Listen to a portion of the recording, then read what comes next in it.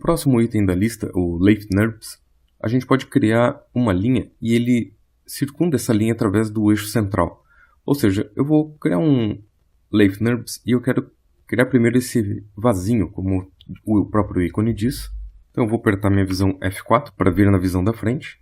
E com o meu pen, eu vou desenhar uma linha em formato de vaso, até colocar aqui no eixo central.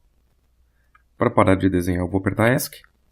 E agora, se eu colocar o spline dentro do Lathe NURBS e voltar para a visão F1, a gente vê que já tem o formato aqui do vaso. Como eu já estou no modo de edição de pontos, eu posso pegar minha ferramenta de mover e ainda posso clicar nos pontos, se eu conseguir chegar próximo aqui e enxergar. Esse ponto, por exemplo, se eu selecionar, eu posso ainda mover ele aqui e ver a atualização em tempo real. Assim eu posso ir ajustando o vaso. Só cuidado para não mover ele esquerda e direita, assim, num eixo solto, por causa da malha. Se a gente vir aqui no display e mudar para Garaud Shading Lines, se eu botar isso aqui para frente ou para trás, a gente acaba criando uma distorção.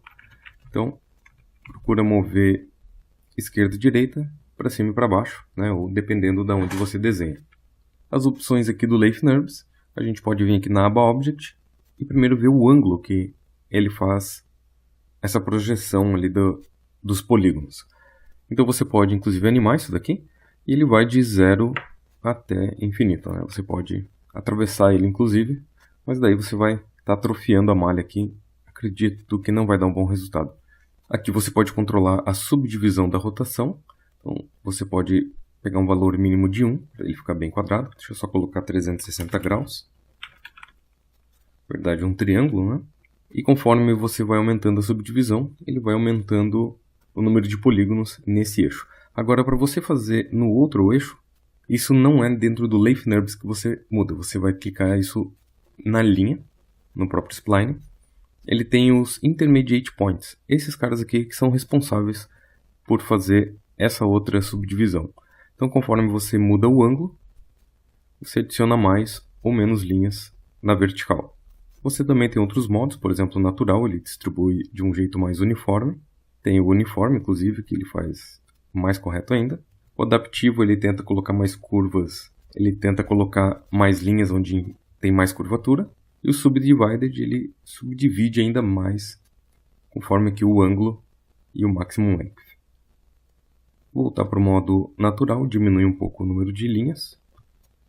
E aqui no Lathe NURBS também diminui um pouco o número de subdivisões.